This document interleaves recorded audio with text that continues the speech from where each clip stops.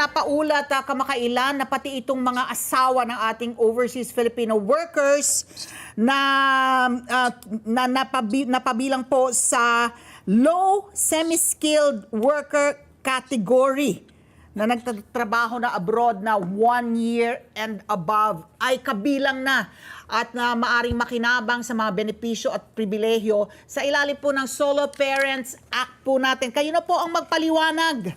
Opo, kasama na po dun sa ating expanded Solo Parents Welfare Act ngayon, kasama na po yung ating mga spouses ng OFW. So, in-include po natin sila kasi po unang-una, hindi lang naman po financial need ang kailangan po ng mga dependents, di ba? Tama po. Ng mga pamilya o yung mga children po ng mga OFW. Alam po natin ngayon na marami pa po silang mga kailangan, particularly yung mga psychosocial need, emotional support.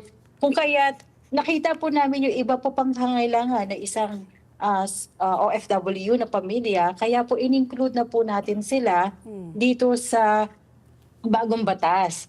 At ang bagong batas po kasi hindi lamang nakasentro sa financial need. So marami pa po tayong package of interventions na pwede pong ma-avail ng ating mga solo parents group. Okay. At like, Opo. ano pa yung mga benefits po? Kasi narinig po ko pa kayo kahapon, sabi niyo po, ang mga solo parents kasi nakakatanggap po ng 1,000 kada buwan, no? Pero ito nga yung talagang ano pa rin, sila ay nasa laylayan, no? Hindi naman kasi automatic na just because you're a solo parent, makakakuha ka ng 1,000 pesos every month. So, meron rin po silang, meron kayong, meron kayong pamantayan kung sino makakakuha po nito.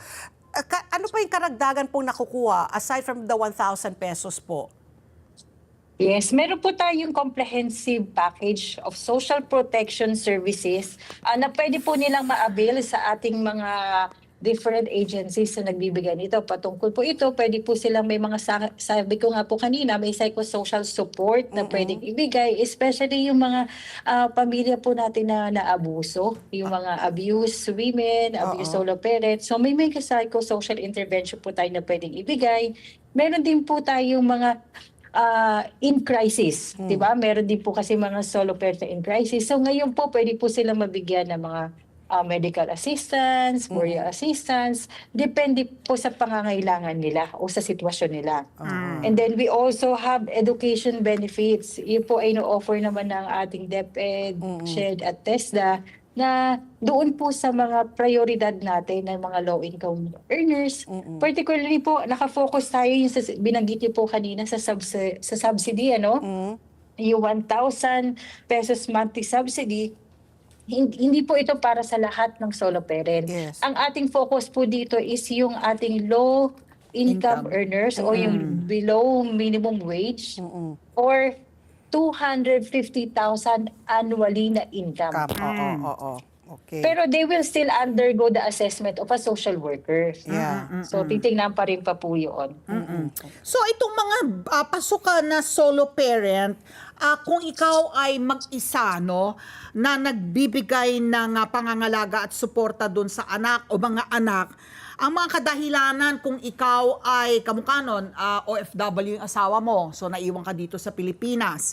Kung ikaw ay byuda o byudo, sino pa yung mga pasok dyan? Dyan bilang na, mapapabilang na solo parent po, Ase? Actually po, hindi lang po yung biological parents ang kasama ngayon. So, nire-recognize na rin po natin even yung legal guardian, adoptive and foster parent. Mamaya na po yung legal guardian, yung munang mga biological. And then we go to, kasi nga magugulat din sila kung kayo ay kamag-anak na legal guardian, not necessarily na kayo yung magulang. Yun muna pong mga magulang na na entitled na counted as solo parent po. Ano po yung circumstances kung bakit po sila solo parent? Ayan. So, unang-una po, sabi niyo po kanina, yun namatayan. So, kung kayo po ay nabalo, Byuda. pwede po kayo, byuda, pwede po kayo makonsider na solo parent. Yung inyo pong spouse, no, ay may mental incapacity. No. So, ibig sabihin po, no, wala po silang kapasidad to provide support and care sa kanilang pamilya.